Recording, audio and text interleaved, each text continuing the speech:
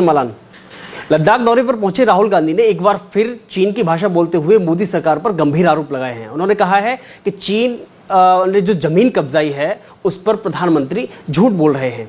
आज इसी खास मुद्दे पर बातचीत करने के लिए हमारे साथ मौजूद हैं भाजपा प्रवक्ता सुदेश वर्मा जी। सर, बहुत बहुत स्वागत है आपका खबर इंडिया पर। राहुल गांधी ने एक बार फिर लद्दाख दौरे पर जाकर के कहा है कि प्रधानमंत्री झूठ बोल रहे हैं और चीन ने हमारी जमीन कब्जाई है। ये बहुत ही इरेस्पॉन्सिबल स्टेटमेंट है। प्रधानमंत्री के बारे में ऐसे शब्दों का उपयोग करना कि वो झूठ बोल रहे हैं। कोई भी व्यक्ति इस देश में इस तरह की बात नहीं करेगा। प्रधानमंत्री जी बहुत पॉपुलर नेता हैं, बहुत बड़े पॉपुलेशन को रिप्रेजेंट करते हैं, दूसरी बार बड़े मैंडेट से प्रधानमंत्री बने हैं और तीसरी बार भी बनेंगे। ऐसे व्यक्ति के लिए जो प्रामाणिक है, जो फैक्ट बेस्ड बात करते हैं, वो बोलते हैं कि भारत को 3 ट्रिलियन इकॉनमी बनाएंगे तो बनती है। भारत को तीसरी बड़ी इकॉनमी बनाएंगे बोलते हैं तो बनेगी। 5वीं बड़ी इकॉनमी बन चुकी है। और इस बीच में झूठ का सहारा लेके कि लद्दाख में क्या हो रहा है, उन्हें कैसे पता ये बात बताइए। इसका मतलब वो चीन के साथ मिले हुए हैं क्या? ये भी तो उनसे पूछा जा सकता है। हकीकत ये है कि कांग्रेस की सत्ता के दरमियान 38,000 किलोमीटर की ज़मीन लद्दाख पर चीन को दे दी गई थी, चीन के कब्जे में है। तो इसका भूत जरूर राहुल गांधी जी को सताता होगा कि किस तरह से इसको बीजेपी के मत्थे मर दें, मोदी जी के मत्थे मर दें। क्योंकि सरकार ने आधिकारिक तौर पर बयान दिया है कि ऐसा कुछ भी बात नहीं है। गृह मंत्री अमित शाह जी ने उन्होंने भी बताया कि 1 इंच ज़मीन भी जब तक मोदी जी प्रधानमंत्री हैं कोई कब्जा कर ले, ऐसा हो नहीं सकता। इसके बाद अपनी ही सरकार पर एक विपक्ष का नेता इस तरह की बात करे तो बहुत ही आपत्तिजनक है और राहुल गांधी को इस तरह के बयान से बचना चाहिए अगर वो सीरियस पॉलिटिक्स में विश्वास करते हैं। तो लगता है कि कहीं ना कहीं कठपुतली बने हुए हैं उस चाइना की कि जहां पर सीधे संबंध है। इससे पहले हमने देखा था कि जब वहां के विदेश मंत्री के साथ में तस्वीरें इनकी सामने आई थी। लगता है कि कहीं ये भी एक उस प्रोपेगेंडा का हिस्सा हो सकता है जो आने वाले चुनावों में इससे इस्तेमाल मोदी के खिलाफ में किया जाए। ये बताइए, सत्ता में रहते हुए RGF जो राजीव गांधी फाउंडेशन है, जिसके जो सर्वा हैं ये कांग्रेस के सोनिया गांधी जी हैं, राहुल गांधी, ये सब लोग हैं। इन लोगों ने क्यों डोनेशन लिया था चाइनीज़ एम्बेसी से? इन्होंने जाकिर नायक से क्यों डोनेशन लिया था ये बताइए, जो एक फ्यूजिटिव है। तो जो भी एंटी इंडिया इंटरेस्ट है उसको प्रमोट करने का प्रयास तो नहीं कर रहे हैं ये तो RGF का भी पूरा इन्वेस्टिगेटर होना चाहिए, पूरा पता लगना चाहिए इसने क्या लेके क्या दिया। तो राहुल गांधी जी का पूरा एक रिकॉर्ड रहा है कि गलवान में क्लैश होता है, हमारी सेना एकदम वीरता के साथ अपना शौर्य का प्रदर्शन करती है, हमारे 20 लोग मार्टियर होते हैं, लेकिन चीन के तो बहुत ज़्यादा लोग मारे जाते हैं। वो उनको नहीं दिखता है। बहादुरी से लड़ाई होती है और उसके बाद वो प्रश्न चिन्ह किस पर लगाते हैं? भारतीय सरकार पर लगाते हैं। तो आप भारत सरकार पर लगा रहे हैं कि भारत सेना पर लगा रहे हैं? भारतीय सेना का आधिकारिक बयान, भारत की सरकार का आधिकारिक बयान, अगर इसको आप नहीं मानेंगे तो आप कहाँ की राजनीति कर रहे हैं? आप भारत की राजनीति कर रहे हैं या किसी और प्रदेश की राजनीति करने का प्रयास कर रहे हैं? ये राहुल गांधी को लोगों को बताना चाहिए। इस तरह के रिस्पॉन्सिबल स्टेटमेंट से उनका कद बढ़ता नहीं है, वो मजाक के पात्र बनते हैं। हर लोग राहुल गांधी जी को आज एक मजाक का पात्र बना दिया है, तरह तरह की भाषा से उनको एड्रेस किया जाता है।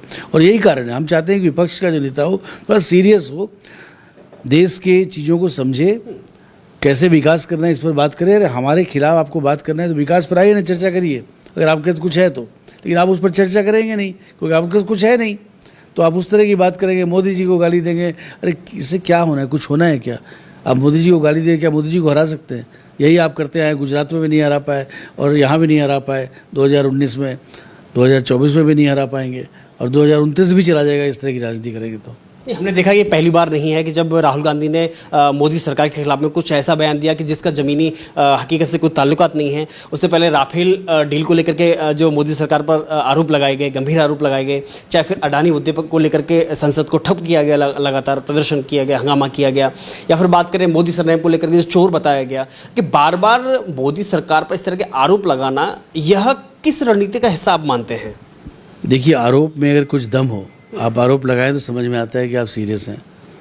राफेल एक बहुत सेंसिटिव मुद्दा था क्योंकि आज राफेल के कारण ही भारत बहुत सशक्त है और राफेल को हमने बहुत जल्दी में खरीदा, जो कांग्रेस को करना चाहिए था, इन्होंने नहीं किया। किस कारण से डिले करते हैं।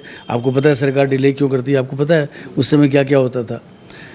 तो हमने ख़रीदा, उसमें बहुत से इक्विपमेंट्स थे जिसकी जानकारी नहीं देनी थी, तो इन्होंने लगा दिया एलिगेशन कि करप्शन हुआ है। सारे पेपर सुप्रीम कोर्ट को दिए गए, सुप्रीम कोर्ट ने कुछ भी गलत नहीं देखा उसमें, फिर भी अपनी बात को दोहराते रहे, लोगों के बीच में झूठ फैलाते रहे। तो इस तरह की राजनीति से आप भारत के सुरक्षा व्यवस्था पर प्रश्न चिन्ह उठाते हैं, भारत के सैनिकों का मनोबल कम करते हैं, और निश्चित ही जनता आपके साथ नहीं आएगी। और इसका नतीजा आपको 2019 में मिल गया। आपने लगाया, हमने कहा कि मैं भी हूँ चौकीदार, सबने लगा लिया, आपके पास कुछ नहीं आया, आप और कम हो गए। हर चीज़ में आप राजनीति करेंगे तो यही आपका हर्ष होने वाला है। राहुल गांधी जी को समझना चाहिए कि अपने आप को तो सीरियसली लें। चीन के साथ बैठने की क्या आवश्यकता है। चीन, आपको पता होना चाहिए, इतना सीरियस मामला है ये आपके दर्शकों के लिए कि चीन और भारत की सेना बॉर्डर में एक दूसरे के खिलाफ लड़ी पड़ी है, वहाँ पर बैठी हुई है। थोड़ा सा अगर सेंसिटिव मामला, कुछ भी फ्लैश हो जाए तो बहुत बड़ा एक हो सकता है वॉर टाइप का सिचुएशन। तो आप बताइए, ऐसे समय में आपको इस तरह का स्टेटमेंट देना चाहिए क्या? दोनों तरफ से प्रयास हो रहा है कि शांति से मामला निपटे, दोनों सेना जो है अपनी बैरक में जाए, और बहुत से राउंड्स हो चुके हैं बातचीत के, और ऐसा मानना चाहिए कि हल निकलेगा। तो क्या ये हल के पक्ष में नहीं है? ये नहीं चाहते कि हल निकले? ये किसको प्रोवोक करना चाह रहे हैं? इस तरह की बात क्यों कर रहे हैं? एक तरफ लद्दाख जा करके यह मैसेज देने की कोशिश करना जो भारत जोड़ो यात्रा में दिया गया था कि मैं नफरत के बाजार में मोहब्बत की दुकान खोलने आया हूं, और उस मोहब्बत की दुकान के बीच में इस तरह के बयान देना, ये कौन सी मोहब्बत की दुकान? देखिए, ये बहुत बचकाना बयान है बोलना कि हम दुकान खोल रहे हैं। या दुकान हम लोग नहीं चलाते हैं, हम लोग देशभक्त लोग हैं, राजनीति में आए हैं देश की राजनीति करने के लिए, देश के उत्थान के लिए। राजनीति हमारे लिए एक जरिया है देश को कैसे महान बनाया जाए। ये अपने आप में एक एंड नहीं है, एक मीन्स है।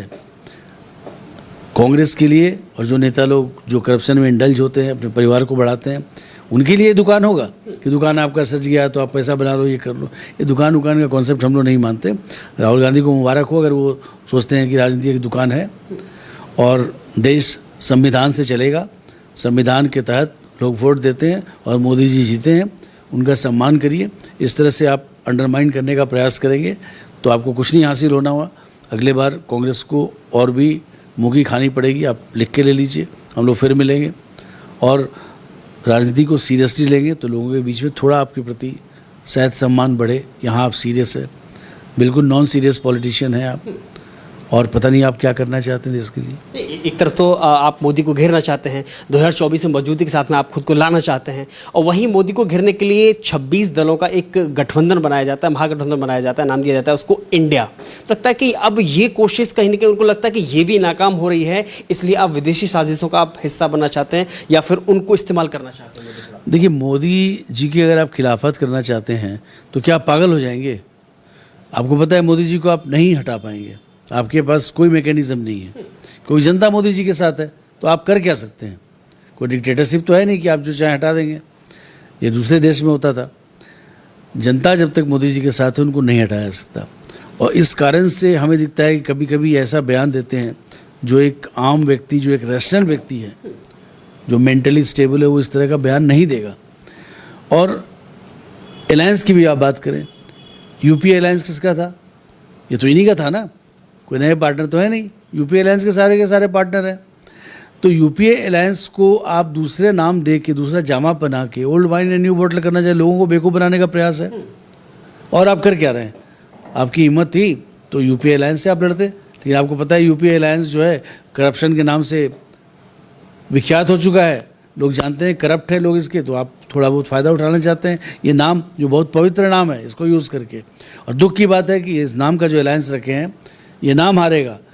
प्रत्येक व्यक्ति जो भारतीय है उसको अच्छा नहीं लगेगा, लेकिन चूंकि आपने ये नाम रखा है तो ये नाम हारेगा, आपकी अलायंस हारेगी, और एनडीए फिर से बहुत भारी बहुमत से जीत कर आज से ज़्यादा आएगी 2024 में। देखिए, बार बार जो ये गलती करना राहुल गांधी के द्वारा, क्या लगता है कि जो रणनीतिकार हैं उनके, वो मोदी की स्ट्रेटजी नहीं समझ पा रहे हैं, या मोदी को कैसे घेरा जाए वो एक मुद्दा खोज नहीं पा रहे हैं, या राहुल गांधी खुद इस तरह के बयान देते हैं बार बार, मतलब मोदी को घेरने का कोई जरिया मिल नहीं पा रहा है विपक्ष को, पूरे विपक्ष को? देखिए, राहुल गांधी जी के जो एडवाइजर्स थे सब एक से एक करके छोड़ दिए, वो हमारे साथ हैं, सत्ता में बहुत अच्छा कर रहे हैं।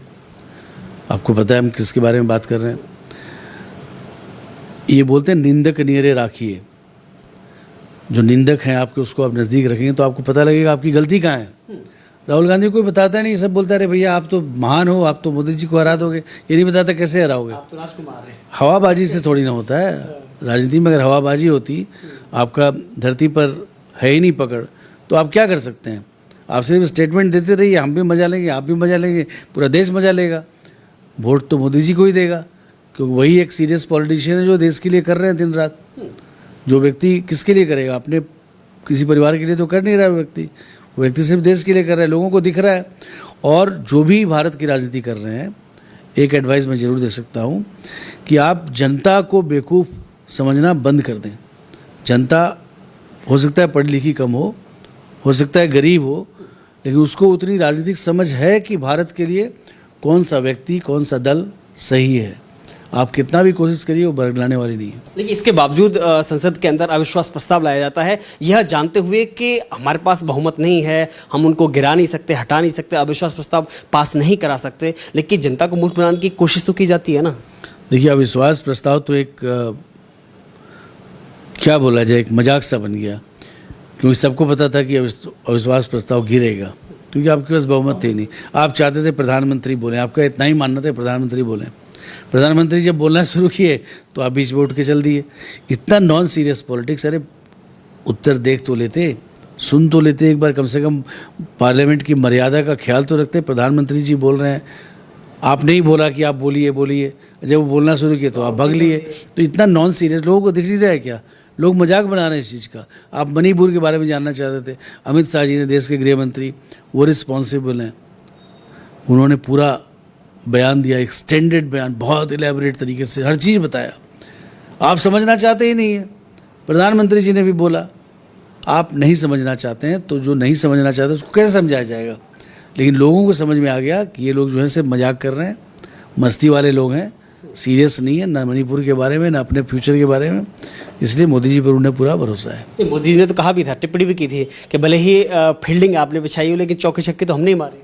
यही होना है, क्योंकि अरे मोदी जी इतने बड़े स्पीकर हैं, हमें लगता है कि भारत के महान जो वक्ता हैं उनमें उनका नाम आएगा। जनता भरोसा करती है उनकी आवाज़ पर। और आपकी मती मारी गई थी कि नो कॉन्फिडेंस मोशन ला के आप प्रधानमंत्री जी को एक मौका दिए कि सारी बात बता पाए, तो ये तो आपका ही नुकसान हुआ, क्योंकि जब बैटिंग मोदी जी करेंगे तो उसके बाद कुछ नहीं चलने वाला। और ये देश देखा है इस चीज़ को। और ये आज केंद्र की बात नहीं है, गुजरात में भी यही होता था। आपके पास सिर्फ मोदी जी के खिलाफ गाली देने के अलावा कुछ है ही नहीं, कुछ था ही नहीं। तो आप क्या कर सकते हैं? आपके पास कुछ कंस्ट्रक्टिव है नहीं, लोगों को पता है। उन्होंने एक बात और कही कि जब 2018 में अविश्वास प्रस्ताव लाया गया था हमारे खिलाफ में, तो भी कुछ नहीं हुआ, अभी लाया गया। अब बेहतर है आप तैयारी करके आते नहीं हैं, तो अब अच्छा है कि आप 28 की तैयारी करें और फिर तैयारी करें अविश्वास प्रस्ताव लाने की, लेकिन बेहतर तैयारी करके आए। देखिए, इनके लिए बहुत मुश्किल है। राजनीति को नॉन सीरियसली लेते हैं। राजनीति कोई इंस्टेंट गेम नहीं है, इंस्टेंट कॉफ़ी नहीं है कि आप कोई स्टेटमेंट दीजिए और एक राजनीति आपकी चमक जाए। आपको सिंसियरली अगर भारत का विकास की राजनीति करेंगे तो आप बीजेपी से सीरियसली डिबेट करेंगे कि हमने जो अप्रोच बनाया है, हमने जो विकास की है, विकास यात्रा जो लोगों को दिख रहा है, उस पर आप कमेंट करेंगे, हमारी गलतियों को बताएंगे। लेकिन गलतियों को तो बता नहीं पाते। इन्हें जो भी बोलना है सिर्फ मोदी जी को हटाओ, मोदी हटाओ। अरे मोदी हटा के लाओ किसको? और लोग क्यों मोदी हटाएंगे? भाई जो बढ़िया काम कर रहा है, आपने भारत में एक चीज़ देखा होगा कि एक नया ट्रेंड डेवलप किया है, चाहे स्टेट में हो चाहे केंद्र में, जो अच्छा कार्य कर रहा है लोग उसको फिर से मैंडेट देते हैं। अब वो नहीं रहा कि एक आया दूसरा जाएगा ही जाएगा, ये ट्रेंड डेवलप हुआ है ऐसा। तो लोग देख रहे हैं मोदी जी अच्छा कार्य कर रहे हैं और उनके सामने क्या बोला जाए, 1 से 10 तक कोई है ही नहीं।